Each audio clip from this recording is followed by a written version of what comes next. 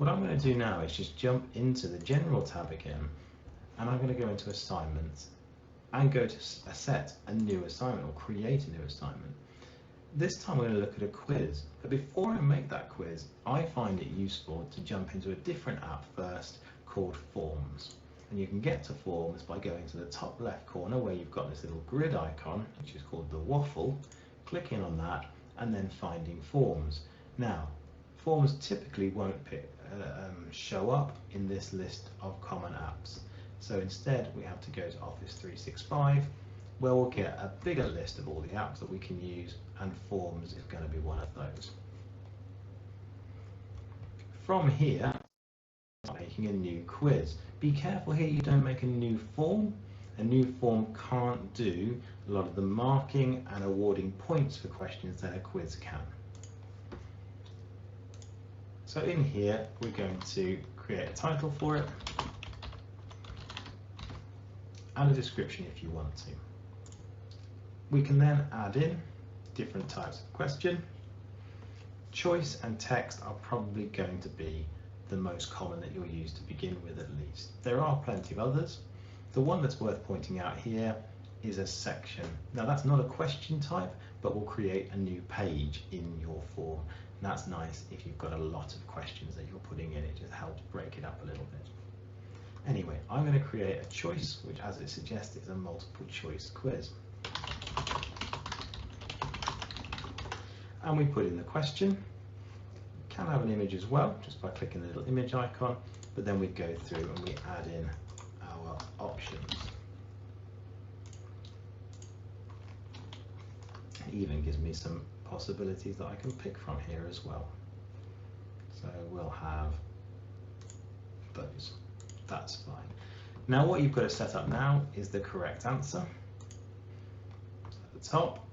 It's also worth noting here that with some particularly incorrect answers, you get this little speech mark here, or speech bubble rather. You can click on that and you can give feedback to students that picked those answers. That's really useful because a little bit of time spent here just putting in a response that explains maybe where they went wrong or why the correct answer is the correct answer can save an awful lot of time later on, because it saves you giving the same feedback over and over and over and over. So I would really recommend a little investment of time here saves a lot of time later on. I'd also recommend setting questions to be required, because it just stops people accidentally missing questions and moving through without answering them. What you will need to set down here though is a number of points it's worth. And you can also go into the little dot here and just shuffle the options as well.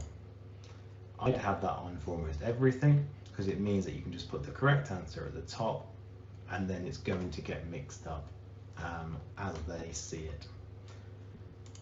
I'll just show you a text question as well.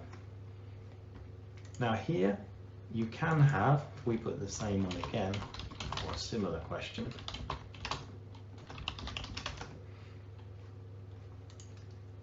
you can put the answer in here. The thing about that is it works with questions like that where there's only one way of writing it, but if it's any question that there are slightly different ways of writing something, it'll only give the mark if they get it absolutely right. Now you can review them afterwards and just give people marks where it hasn't given them a mark, but it's just worth noting that that is not foolproof in terms of giving answers, particularly if there's any length to the answer. In fact, if there is going to be a length to the answer, you want to put it onto long answer, and that will give them far more space to write their answer in. But once you're happy with that, you can just come out of here. That will have saved for you, so there's no need to worry about saving, and we can jump back into our team. Now if I create a quiz, I can then find the quiz that we've just made.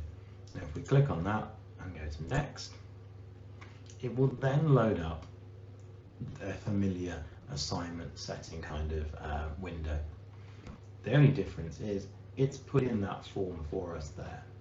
So we might want to put some instructions in which just say, please complete this short general knowledge quiz, set the assignment due date, but then also remember to put it into the correct channel that you want that to appear in. So if I want that in general, then fine.